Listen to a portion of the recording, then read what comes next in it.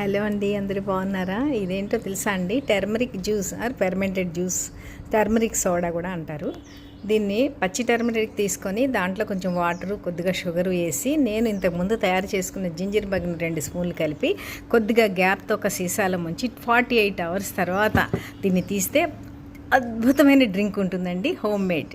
పసుపు మనకు ఎంత మంచి ఉపయోగమో తెలుసు కదండి. అది antiseptic, anti bacterial, anti fungal ఎన్ని రకాల మంచిదో మనకు హెల్త్కి. అలాగే గట్ హెల్త్ కూడా చాలా మంచిది.